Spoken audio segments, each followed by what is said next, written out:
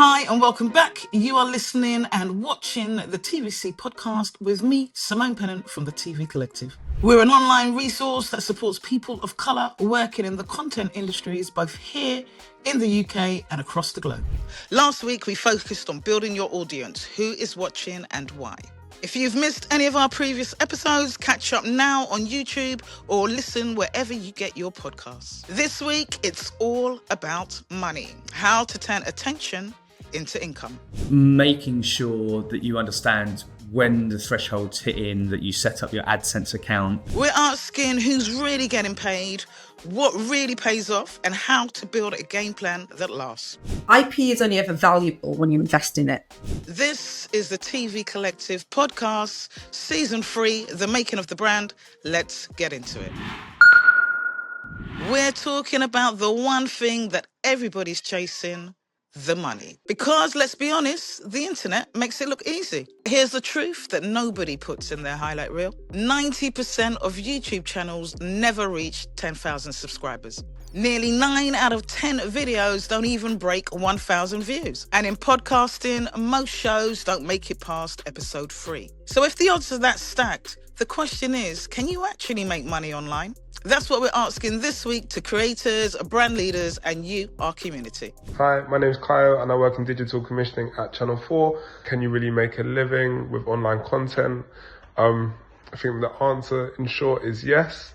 That doesn't mean it's easy, but there are lots of opportunities in the digital space and lots of examples of people that have built really great careers through online content. Hi everyone, I'm Jasmine Dotiwala, and I think it really is possible to make enough money as an online content creator. It's definitely not just a myth. And I know this from experience of media training that I do with numerous YouTube and online creators, as well as data, statistics and research. In fact, if you work in television, you're a prime candidate to be a successful online creator. My top tips are: batch produce your content, build your momentum, engage deeply with your audience demographic, monetize your content, build multiple streams, and then collaborate with your peers and have fun with it. Go out there and smash it as an online creator. In our fourth session with James Loveridge from Little Dot Studio, he challenges our creatives to think more like strategists, not just storytellers. How do you attract and keep audiences? How do you make money from your content? And what are the small tweaks that make the biggest difference? We are going to have a session today on money. But before we do, last week, guys, after that amazing conversation we had about hero, help, and hub content, I asked you guys to kind of think about your content in terms of that. Can we just get a kind of quick feedback? It actually really changed the game for me because before that conversation, I was very much stuck on one-to-one interviews. And obviously I explained that with people dropping out, the sensitivity of the stories, it can be kind of hard to kind of create that flow. So this week I was thinking about another lens of content, letters written to the podcast. Because some of the people who may not want to show their face might still be happy to have their story told in like letter format. What I would say is the nature in which you introduce them. Obviously, you've had these letters sent in, but you could also encourage people to share their stories via the comment section or also, via DM to kind of increase the social engagement as well. So it's not just you proactively going out and researching and looking for the stories, but the stories coming to you as well. And I think that would create a level of engagement as well, which kind of helps you both in being able to surface interesting stories, but also algorithmically with that kind of conversation element with your fan base.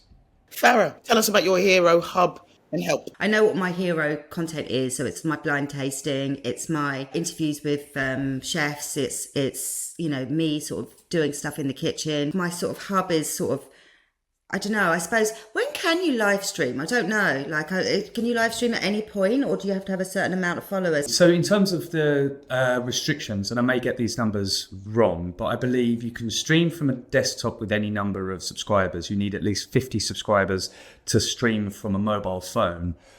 If I remember correctly, there is it's slightly restricted in terms of the reach. Once you get up to 1,000 subscribers, the restrictions in terms of the live stream being shared are lifted, so you get more visibility. I think it's just to stop people from setting up loads of live streams and flooding the zone if they've got small channels and they're not really haven't built up a meaningful community. So you should be able to experiment with it. It doesn't need to be polished. It's not your hero piece. It's a way of kind of having a conversation with the community in a lo-fi way, and I think that's really useful tool. Shawdon, have you started thinking about your content in terms of those 3 H's?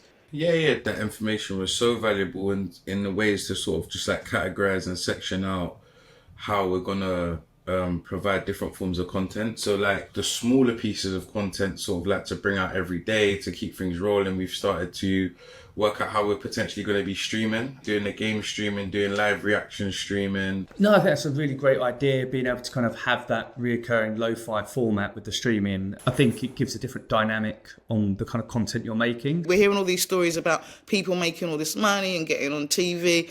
What's the likelihood of this? I think that it is difficult to make sustainable revenue or like live off of social money. In terms of monetization, it's definitely key that like shorts are great for reach. You will not make any money on it.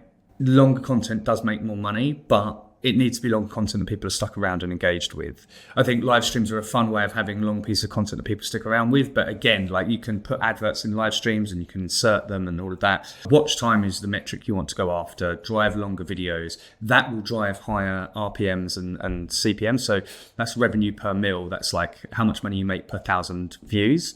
First and foremost, I think your strategy should be, how do I make really great content that people want to watch, that I can build an organic community on, and then the money will slowly come.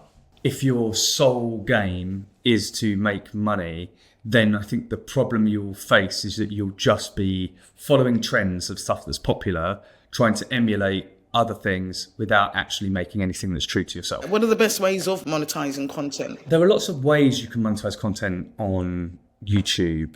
We typically, at List-Up, we're dealing with AdSense. So that is when you link your YouTube channel to a AdSense account, so like essentially a bank account that's linked to Google. And that means that YouTube can sell the inventory around your content, so all your pre-rolls and your post mid-rolls and all of that kind of stuff.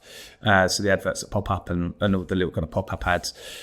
That's the first way you can do it. Now, you need to hit a certain threshold. I think it's 1,000 subscribers. I need to double check. But once you've got that, you can then start to monetize. Once you've got an engaged community and a real kind of active channel, you can set up things like memberships and super fans and super chat. YouTube does take a cut of all of these things. They take 30% of super chat and they take 45% of AdSense. My advice is don't think about it. It's non-negotiable. It's what pays for the platform. I think the overarching thing I'm getting to understand is that in order to start to monetize, you need the audience, you need the eyes so that they want to pay you for that space. But I've also heard alternatively that there are people who secure sponsorship before they've even put out their first episode. So I wanted to know if that's something you know about and can talk to. You could have something where a brand helps with the production cost or helps sponsor it by giving you some a fee towards the thing, providing they have an association. So you can have it in the title, you can have their logo in the thumbnail, or a link to their website in the description. So these are all ways that you can integrate a brand into your content. But I think the difficulty there is having the reputation or the relationship with a brand that is willing to fund something before it is built. I think that's always the hard part. Before I kind of move on, James, talk to me about affiliate links. Let's say I've partnered with Hendrick's Gin and I say, buy Hendrick's from their website, use the promo code James50 and you'll get 50% off. The link that I would share is associated or affiliated with me. So people click through and it would go to the Hendrick's website. They would go to buy the gin and Hendrick's would recognize any purchases that went through that link that were attributed to me.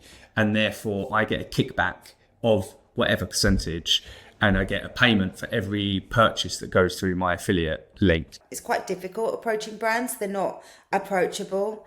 I guess what my question was, should I be tagging some of the brands in my content? If it's a brand that you have genuinely used in a recipe that you love and you're celebrating them, there is no harm tagging them. Because worst case scenario, they'd see your tag and they go, okay, cool. But best case scenario, they go, okay, this person's tagged us in it. This, like, we love Farah's video. This is really great. We could reshare it. We could reach out to her. But, you know, if you continue to kind of engage with them and it's a positive reception, you know, you could even like be a brand ambassador down the line. There's a cooking kind of creator / influencer who specializes in barbecue content, and he's constantly tagging different brands and stuff like that he regularly uses. And after a while, some of them have said, you know what, like, because you're always using our stuff and celebrating it and putting it in your content, how about we send you a load of it, or like, can we give you some stuff for free? I've seen quite a few YouTube channels have different sort of streams of revenue, like beyond ads. So I was wondering to sort of like maybe get your take on ones like Patreon, how they kind of work, and is it worth going down that sort of path to maybe get monetization outside of ads and outside of YouTube as well? It can be difficult to move an audience off platform onto something else, but if you're building a social presence and you have community on multi-platform, it's easy for you to kind of say, like if you want to get exclusive stuff, Patreon's the way to do it. There is a cautionary tale. There was a channel of 4 guys who made kind of investigative kind of videos and science-based videos, and it was all on YouTube. And then they set up their own streamer where they hid all their videos and put it there, and said, now everything's over here. You have to pay us like £7 a month if you want to see the videos. And everything they were doing for free, they went behind a paywall, and everyone was like, well, screw you. I'm not gonna pay for something we used to get for free. What is something that they can be thinking around monetization, or how they position themselves to get ready for monetization? First and foremost, patience on it. Like, if you have a realistic timeline and expectation, you won't get disenfranchised and demoralized when it doesn't happen immediately, because it takes time. Making sure that you understand when the thresholds hit in, that you set up your AdSense account, that you know how to do that you link it correctly, and then have that turned on, because I think that's important. There's loads of really easy guide videos that YouTube provide themselves on how to set that all up. We will see you again next week, James. Thank you so much. My pleasure. I'll see you guys next week. There are so many stories that are being made right now, but there are some stories that rise above the noise. This is what our community is making. Hey, I'm Kevin Mielo. I'm the creator, writer, producer, and executive producer of SALAS, a brand new all-black sketch show part of ITV's Fresh Cuts. You can check it out on ITV YouTube as well as ITVX. It features a host of new up-and-coming black comedic talents, as well as some national treasures and some big TikTok stars that you might recognize. It's funny, it's slick, it's self-aware, and it's all about the new black Gen Z culture. We're joined by Athena, founder of Engine Pop and former VP of Digital Programming at BBC Studios. With over 20 years of leading global digital strategy from Bluey to Top Gear, she's now helping creatives and brands build impact across platforms. So, what does it take to monetize your content in 2025? Let's find out.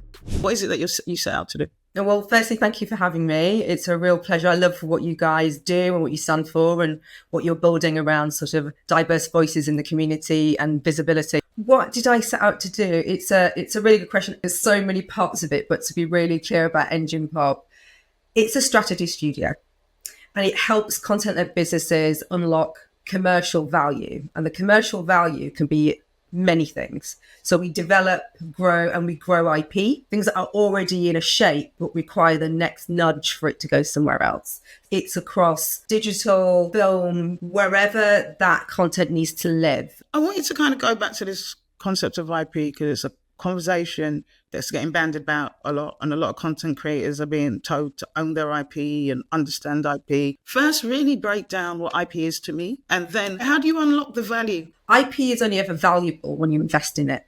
So if you're talking about an individual who is becoming a content creator, for example, you've got to really own who you are and what you stand for. So their personal brand. Owning that is a really tricky thing to always articulate, because it takes time to build it. But once you've built that and you've got lots of engagement, following, people know who you are, it's about what you do with you as a brand or as an individual. And that's where you can start to own it. I think there's a misconception that, okay, look, there's lots of money to be made in the creator economy world, but actually it's only a very small percentage of people that are actually really successful at doing it. If you think about Mr. Beast, he must have produced over 400 video clips approximately before he started to have good engagement. If you look for early days, I think it was like 2017. And if you look at it where we are now, he's only now building big franchises himself. So it takes time. Before we can start thinking about how we can unlock IP, it's good to get an understanding of kind of audience behaviours. Are you seeing changes? Behaviour right now is a real challenge, because if you're creating anything as a storyteller or a media outlet, you are competing with so many platforms than ever before. I'd like to say it's quite ephemeral. You don't always get loyalty. People watch content and it just so happens to be on that platform, right? So your content needs to punch through for audience retention to remain. So attention economy is a real challenge for every business. Explain briefly what that means. Anyone can pick up a phone right now and make content. The scrolling is constant. What content are you going to make to stop the attention of a viewer, an audience? And that's becoming much more of the conversation that everyone's starting to have. And that's where it gets much more important about your growth mechanics. How are you going to make content that reaches the audiences that you're trying to attract with multiple platforms? For a lot of Black, Asian, global majority creatives, a lot of us have felt frustrated that traditional TV doesn't tell our stories and there's not space and we've needed permission. What kind of untapped opportunities are there for us as creatives in this space? I think that from diverse audiences, we do tend to lead a lot of the cultural influences, but it's not always necessarily acknowledged in a commercial partnership. And that's the truth. Statistically, data shows that.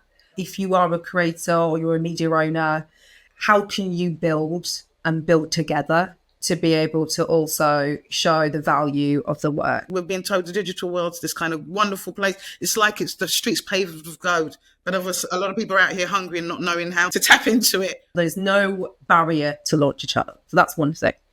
What it is you do on that channel has to be really clear. So doing that is one part of building your brand. When you're there, the question is about being consistent. It's structure, it's knowing your audience, how are you building your audience, how you're participating with your audience. Actually sort of becomes a full-time job, believe it or not. It's a lot of work. So if you're serious about doing it, you've got to treat it as a job before it becomes paid. I want to move to some of our creatives' questions, which are, as you know, we're following three creatives. One who's got a food channel. Farah, she asks, if I want We Are Flavors to eventually fund itself through community-led products or brand collabs, what are the practical things I should be doing right now that don't rely on going viral? Great question. Whoa. Define your values and have a clear voice. You need to make it easy for audiences that you're trying to attract to build trust in you. That's really important. And that signals building a brand and a community. I would say pay really close attention to signals. You should be looking at comments, shares, saves, who's engaging with your content. And then you know that piece of content is actually what your audience wants. So you build more of that. One of our creators is a lady called Sholpae, and she has a podcast called In Jesus We Call. So she's asking, what is one of the first ways an audio-only podcast can turn into a YouTube podcast and can monetize its IP? If you look at the biggest podcasters out there right now, the best performing ones are all video. So firstly, smart move and well done. And I would probably say one early opportunity really is to treat it like YouTube. It's just a visual aid of your conversation, right? So what you want to be doing is building it for discoverability. And then lastly, Shawdon, he has a collective of young people that he works with building kind of scripted and fun content. And he asks, what trends are you seeing in content monetization right now, particularly for smaller creators or niche platforms? There's a growing shift on chasing really huge numbers.